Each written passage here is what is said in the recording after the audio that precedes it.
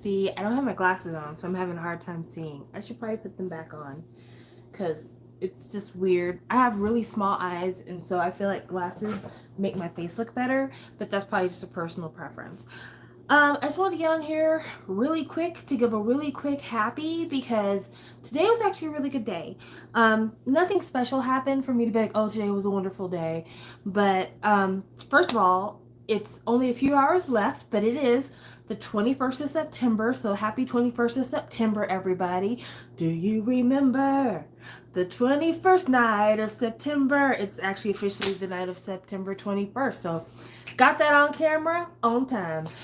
So there's that. Also, speaking of 21st of September, for those of you who are armies, you may recall that the 21st of September, Namjoon did a V Live where he danced to it. And today, because BTS is in America doing American shit, they took a selfie with Megan Thee Stallion. And if you've been following my channel for a while, you know that in 2019, I said that my OTP for BTS was Stalomon, Megan Thee Stallion, and Rapmon. And you know what? That shit happened. It actually fucking happened. There's now a photo of it. It's for all perpetuity. It now is in the universe. Now, granted, they probably didn't do nothing together because Megan actually has a man right now, so she's not really on the market, and Namjoon's busy swelling up his titties, so he's probably not worried about dating right now either, but that doesn't matter. The fact is that I willed that shit into existence. Me and me alone. If you search the word Solomon, most of the tweets are mine because I'm literally the only person who cared about this ship, I think. But I stand by it. I stand by it. And it's now real. So there you go. Hello. But outside of that, I'm just going to tell you about what's going on, like, really quick in terms of, like, things that are coming up on my channel. I have bought 3 copies of NCT's sticker because they were super cheap in my local Target. So that's why I got it. Like, the jewel cases were $13.99. That is the cheapest price for K-pop anywhere. Like, you can't get K-pop for cheaper than that. So I went to Target. I bought 2 copies of sticker in the jewel cases. And then I bought one of the book copies, and that was like $27. So that was a bit more expensive. I don't think I'm going to buy the ones that are Korean press. I think I'm just going to stick with this for now because I don't need a ton of copies. I actually only got 2 copies of the jewel case because they were so cheap. And I will show that on camera. Hopefully tomorrow morning, my ATEEZ albums will be in my town. So I'll tell you a story about that. I ordered my ATEEZ albums from Gmarket. I ordered, actually I ordered several things. I ordered every version of Freeze. Plus, I ordered Onu's OST for Midnight Sun, and I ordered the ATEEZ Hidden Treasure DVD box set with the 2 pieces. So I'm waiting for all that to come in a shipment. Let me tell you what Gmarket did to me. So I went on Gmarket to order all these things because at the time Gmarket was having a sale on shipping. So I got all the stuff in my cart on Gmarket, and then it said my shipping from Korea to the United States was going to be like $29. And I'm like, oh, snap, that's pretty affordable. But then again, I'm only ordering like 4 CDs and a DVD packet, so that's what, 6 items. That's not bad. That probably makes sense.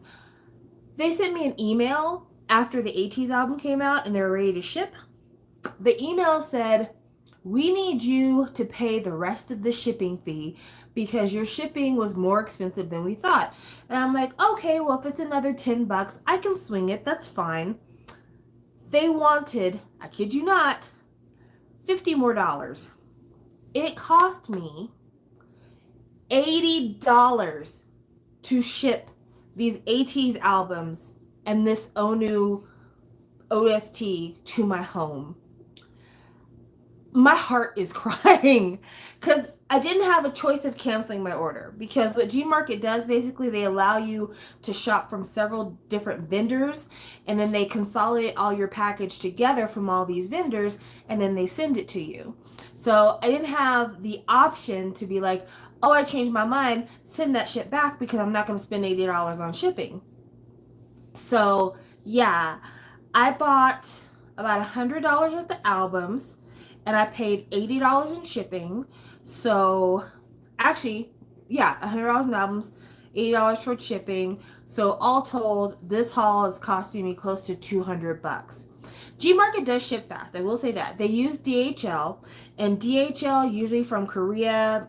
If you get it directly to your house, it's a lot faster than what I do. I get my stuff sent to a shipping center because I'm not home during the day and K-pop has gotten so expensive, and I've had K-pop stolen out from in front of my apartment. So I usually have them ship it to a shipping center, and then I go to the shipping center and I pick it up. But usually maybe three to 5 days it takes to get from Korea to here. And considering that COVID has slowed down a lot of the transportation options, that's not that bad. A FedEx is a lot quicker. I've bought stuff off of Zen Market and Buyee, and I bought something off of Zen Market that shipped FedEx, and it came like in 2 days. It was like crazy fast. So if you enjoy fast shipping, it's literally the only option you have on Gmarket. They don't give you any other choice. It's going to be DHL. And because I am a glutton for pain, even though Gmarket pulled the okie doke on me and made me spend 3 times more on the shipping than I was planning to, I did go ahead and go on Gmarket and I ordered all the new Key albums. Have y'all seen the promotions for Key's new album? I know that not everybody who watches me is a Shawwall, and that's fine. You don't have to be a Shawwall, but it is something that's been kind of in the K-pop ether. And I mean, the channel is Shawwall 360, so you know what time it is around these parts. Key has a new album coming out, and it has 4, technically maybe 5 versions. I bought all of them.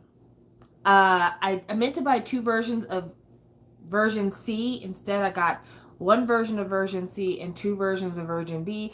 So hopefully I'll be able to buy another C later on. But Key's album, we'll talk about that in a moment. Key's album has 4 versions. 1 is a cassette tape, so I had to get it. 1 is very similar packaging to Red Velvet's Queendom album in that it looks like a hanging case if you were buying toys at the toy store, and you know they have that like the cardboard backing and then like the clear front and then the little tab that hangs it on the pole. It's made like that, so I had to get that one. Then there is a box version, and the box version has trading cards in it. I got 2 versions of the one with the trading cards. And then there's like a plain photo book version, which the photo book version I did not get 2 of, even though the photo book version comes with 2 different covers. I will probably get the second cover later on, but I only bought 1 cover of that. But I bought 2 of the box versions because the box version comes with 1 of 3 sets of trading cards. So I wanted to see what my odds were of getting different trading cards. So I ordered 2 copies to see if I'll get different trading cards in my albums. Plus I did order the posters because the posters are freaking beautiful. So I got that. So yeah, I have 5 copies of Key's new album coming my way. I don't even have all of SHINee Superstar albums. I only have 2 versions. No, 3. I have 3 versions of SHINee Superstar. I have 1 more version I need to get, and then I need to try to track down all of Minho's cards. But yeah, that's what's coming for me down the pipe. And then I want to buy aespa's album, but because I bought so much of Key's album, I'm gonna have to wait to get aespa's album. And when I get aespa's album, I'm gonna get Ehai's album at the same time because Ehai's album is amazing. Someone in the chat said, did you hear about Dean saying the new album is coming? I refuse to be excited about that news. Like, just like strictly on principle, strictly on like, you know, not being a fool. I refuse to be excited about that news because Uh, Dean told us when Instagram came out that that was the lead single of the new album. How many years ago did Instagram come out? Do you know last week? I think it was last week or the week before.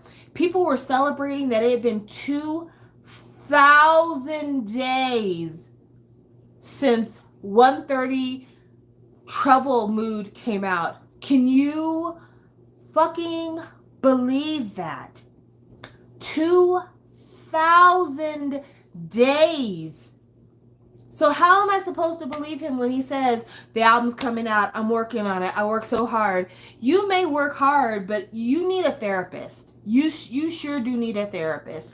I really feel like Dean is one of those people who builds things up in his head so much and like has so much kind of, I don't want to say anxiety, but maybe like he has such high expectations for himself and high expectations for what he thinks other people expect of him that I think it's caused him to be afraid of putting out something. Like when the first album came out, Dean seemed fairly happy. He was collabing with a lot of people. Things were doing good.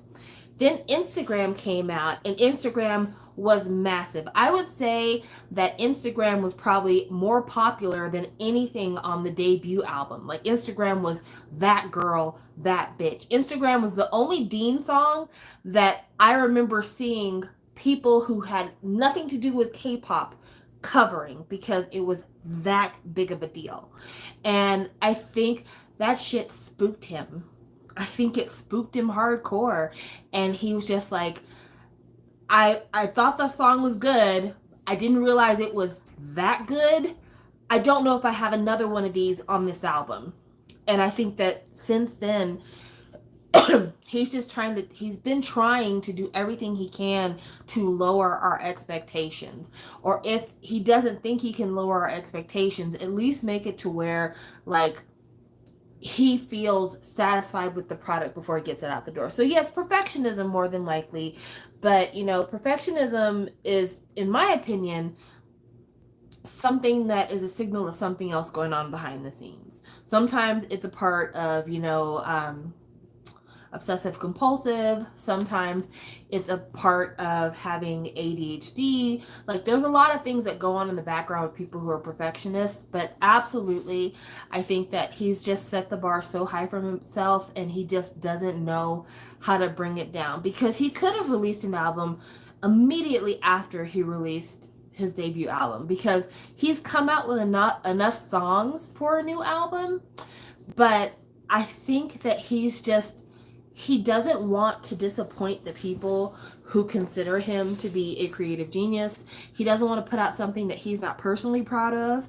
And I think he resents the fact that people have such high expectations because now it's not about just his art and the art he chooses to release, but it's also about how is it going to chart, how well is it going to sell, all that kind of thing.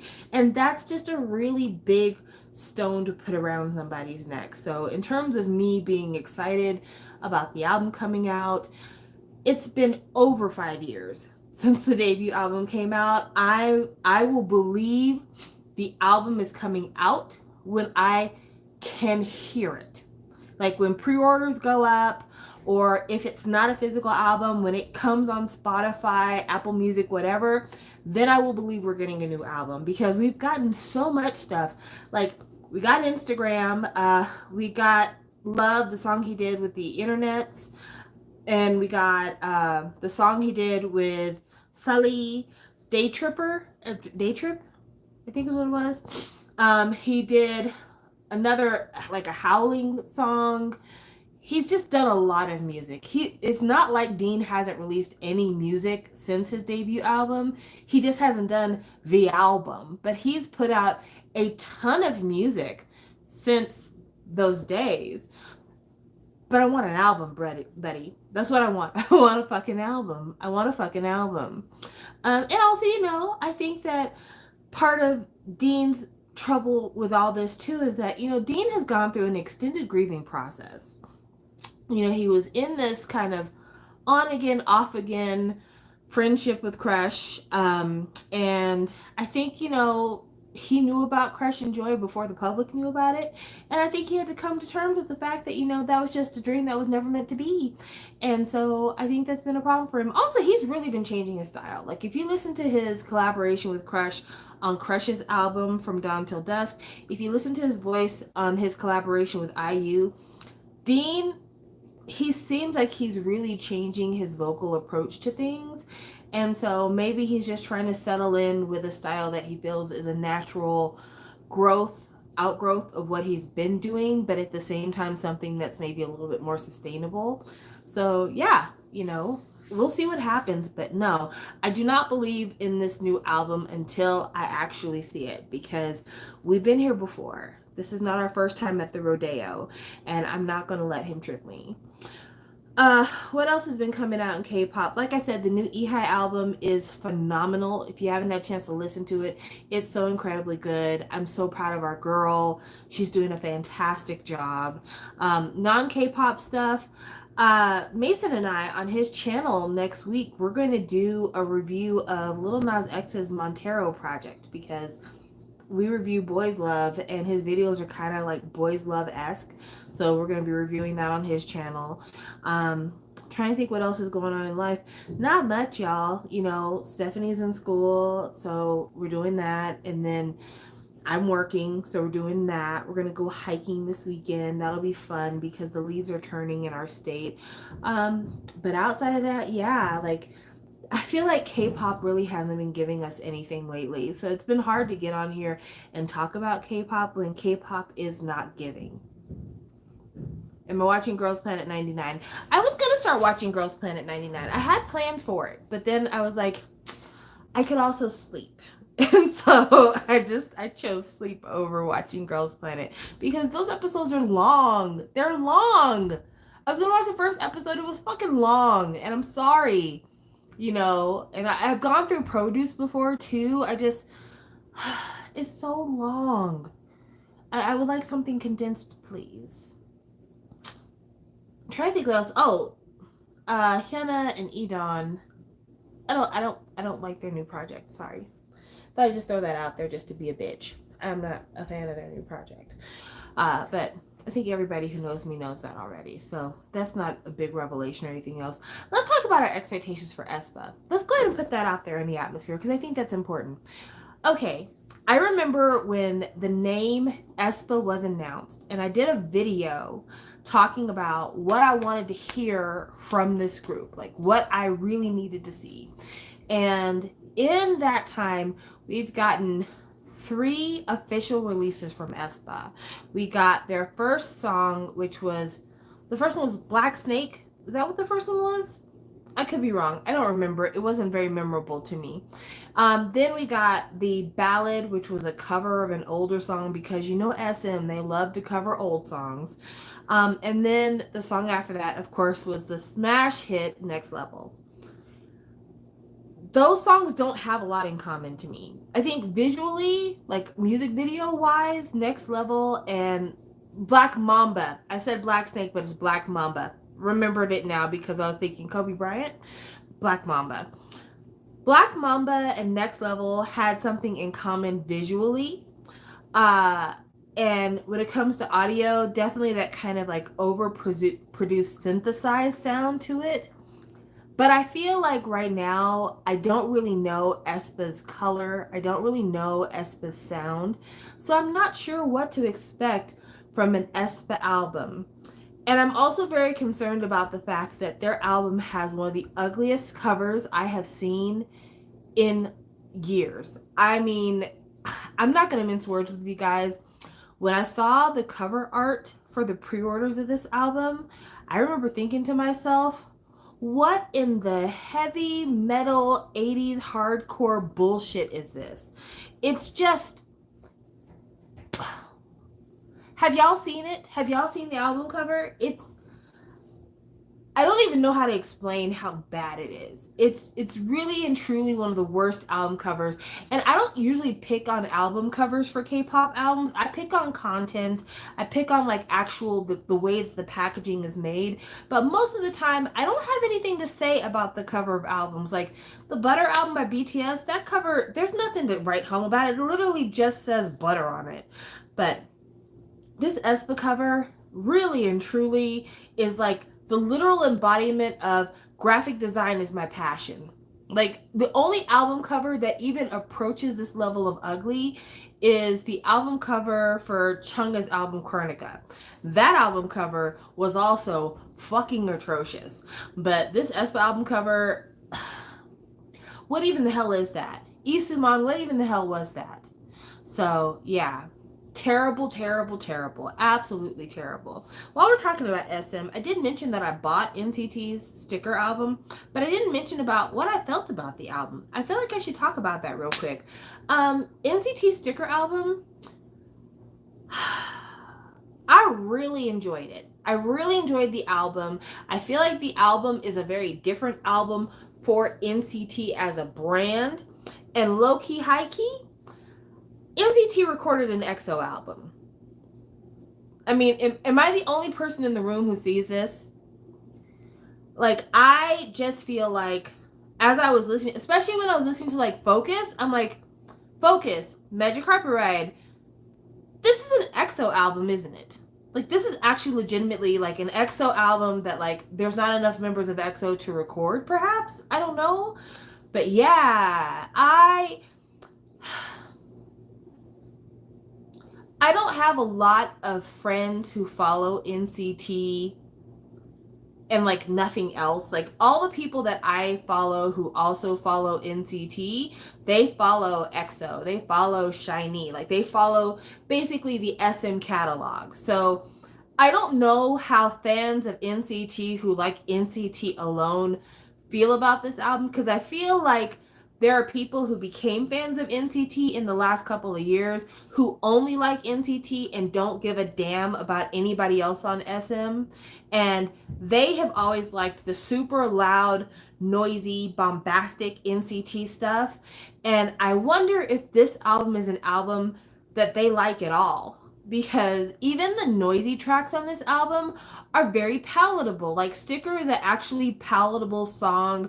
Lemonade is a very palatable song. Like there's nothing on this album that I listened to and I was like, what the fuck is that?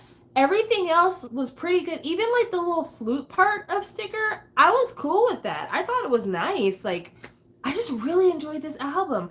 But again, like I said, I spent a lot of time listening to this and thinking, this is an EXO album. Like I felt the same way about NCT doing this album as I did when EXO did the Love Me Right album. Because I remember when the Love Me Right album came out for EXO and I'm like, this is a SHINee album. Like, it's just like, the movement keeps going down the street. But this is not the first time where NCT has done stuff where I was like, yeah, this sounds like somebody else, because you all will probably hear when I famously declared that Superhuman is a SHINee song that was an OT5 song that had to be re-recorded, because there's an energy to Superhuman that just feels like it was made for my boys. But that's okay. I don't begrudge NCT doing that song because I think they did a phenomenal job with that song.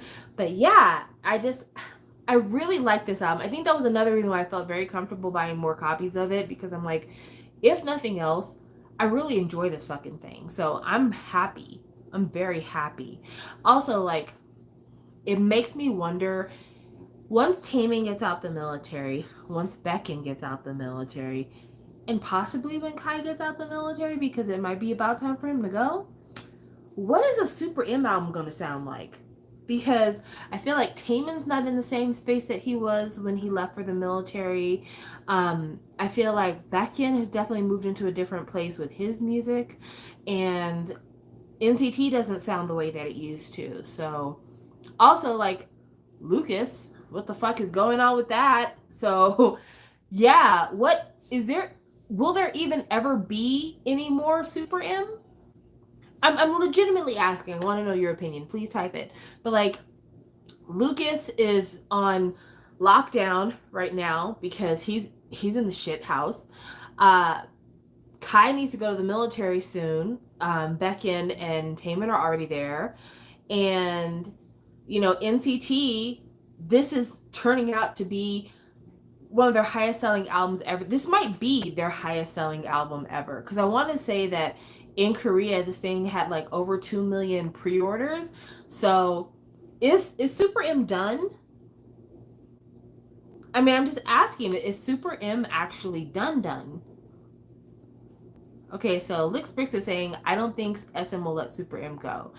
I don't know either. Isuman is very, very stubborn, but at the same time, SM does not really do well when it comes to scandals. They're really bad at handling them. And Lucas, they specifically created WayV and promoted Lucas because they wanted Chinese money.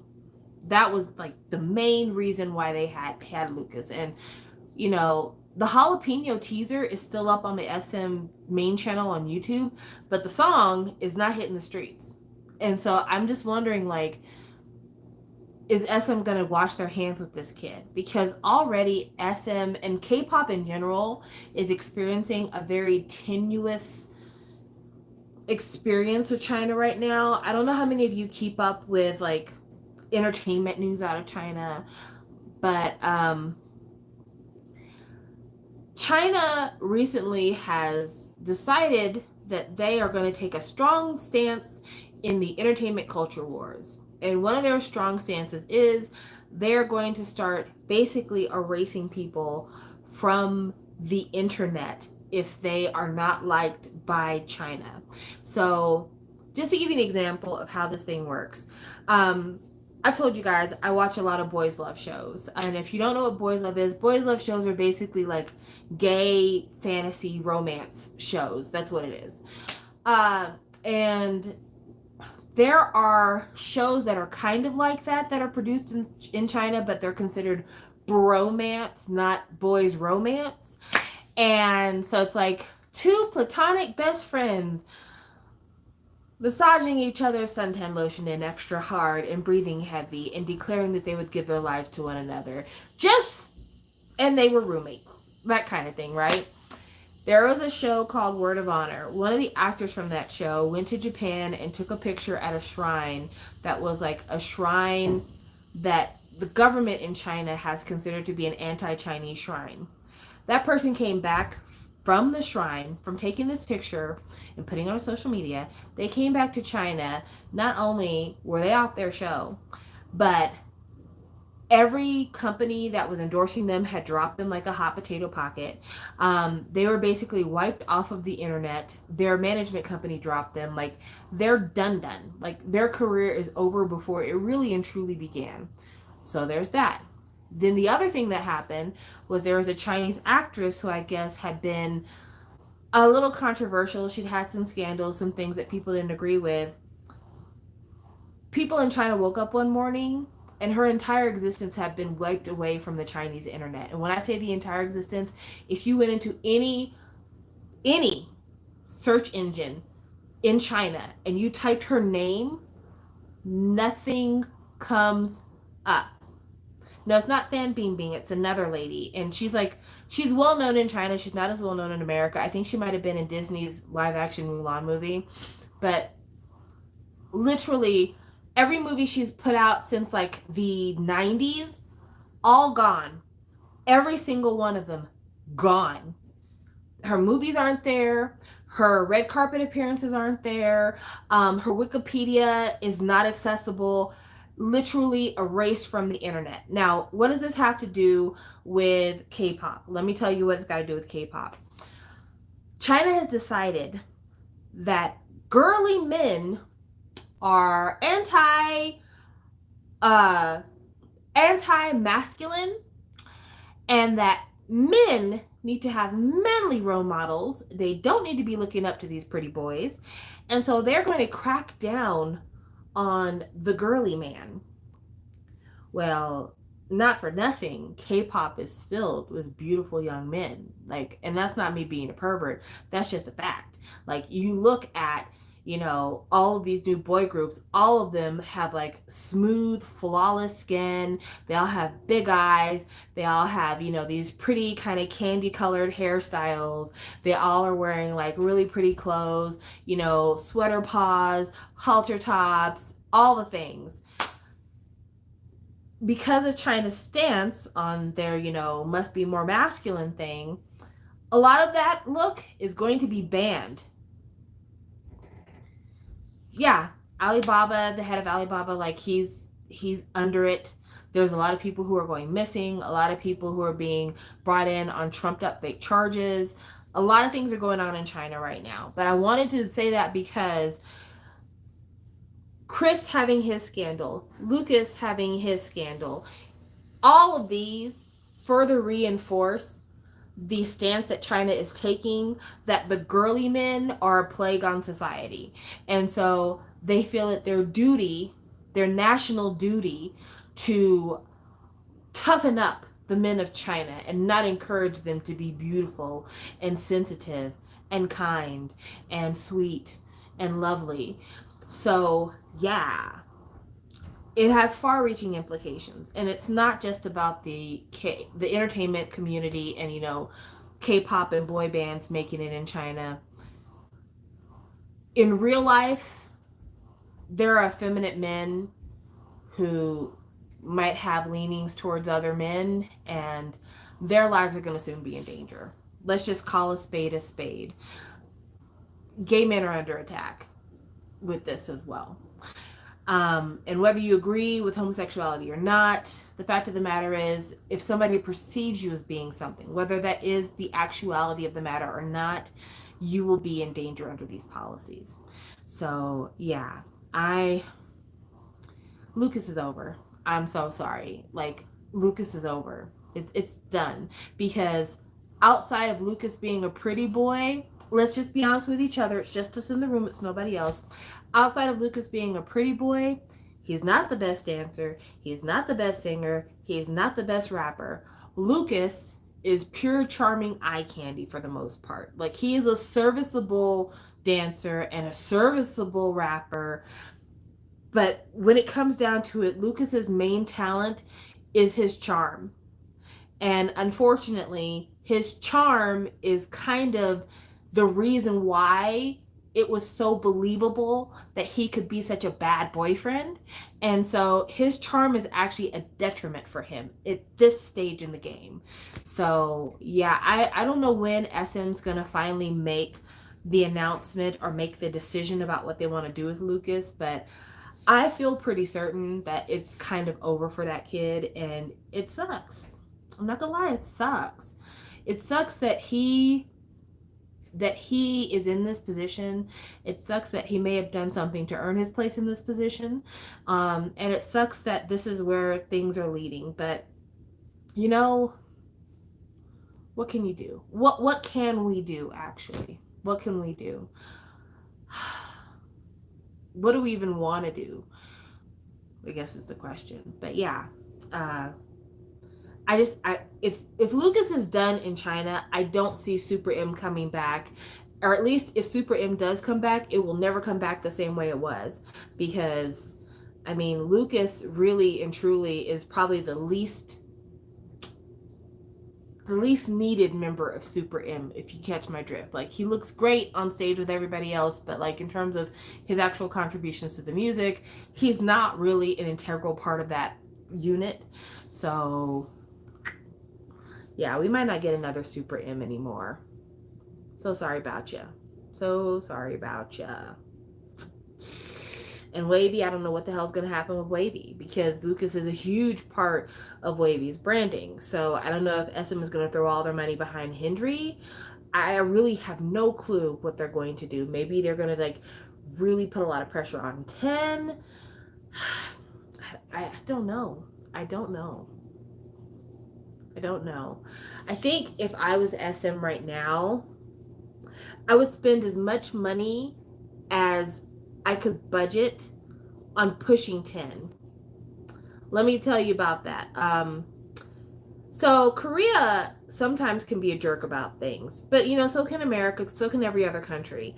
But Lisa's single La Lisa and how well it's done and how many copies she sold, a lot of the rhetoric in Korea right now is that, oh, the reason why Lisa did so well is because so many Southwest Asians are buying her stuff and she's so popular in Thailand and China, and that's what it is. It's not because she's actually talented, even though Money is a great song. I know a lot of people don't like Money, but if you like to shake ass, you really should listen to Money because it is a great let's shake ass and write a pole song. But they're accusing it of being like it's because she's from Thailand and the Thai idols are so popular and she was on Chinese television shows, so that's why she's doing so well. If that is truly the case, if that is the real reality of the situation, if she's actually so popular because of her Thai heritage, then SM really needs to get a game plan together to give Ten an amazing album rollout. Um, I think Ten's vocals, to me, haven't found their pocket. Like the single that he put out, it had a really cool teaser. I listened to the song. The song did nothing for me. I'm so sorry. It was a very provocative title. He looked really good in the video. I just thought that the video was kind of schizophrenic. I thought the song was relatively weak. I just thought he could do better. But I think that's a matter of just putting a little bit more money into the project and doing a little bit more research and finding the right songwriters.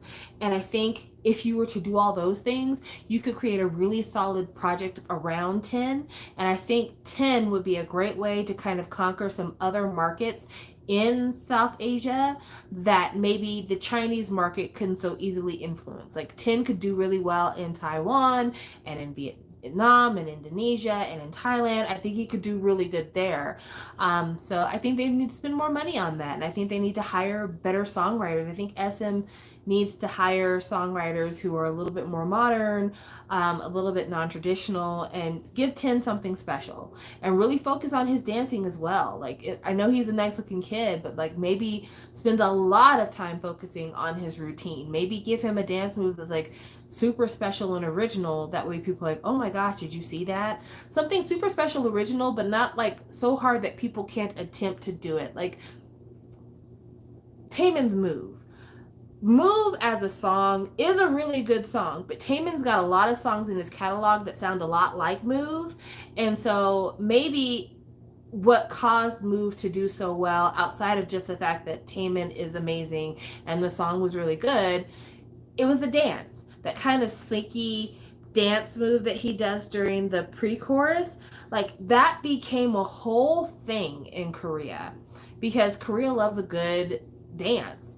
And TikTok being the way it is, TikTok likes a cool dance. So if I was SM and I was really researching this thing and trying to make a go, I would invest in like a really good single from a really popular writing team. I would spend a lot of money on that.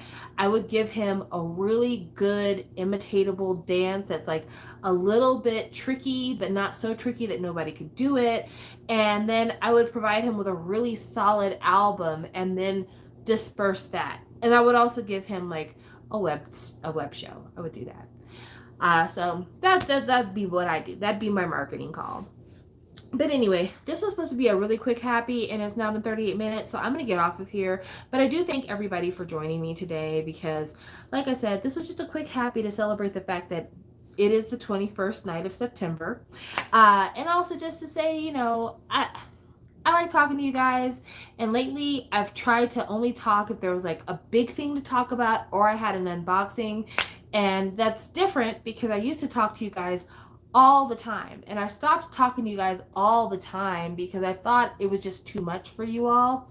But yeah, I think about talking to you guys all the time. I always want to have conversations with you, but I don't want you to get overloaded. I don't want you to feel like this bitch is doing lives every other night. I cannot keep up. I'm not interested anymore. Blah, go away. So that's why I've been trying to not do them as frequently. But the next time you see me, I will absolutely have albums for you. I'll have the NCT albums. I will have the ATEEZ albums. We will talk about those. And then the time after that, it'll be all about Key. The next unboxing will be all about Key because we will have several copies of his new album to talk about. So thank you guys again. I really appreciate you. And as always, if I could leave you with something positive in case this is the last time we speak to each other, I read something that I thought was funny, and I hope that you like it too. It's a little bit raunchy, but I don't know, I thought it was funny. So this person said, my thoughts on religion. Religion is kind of like a penis. It's okay to have one. It's okay to be proud of it. It's not okay to shove it down everybody's throats unless they ask for it. So there you go. Talk to you guys later. Bye.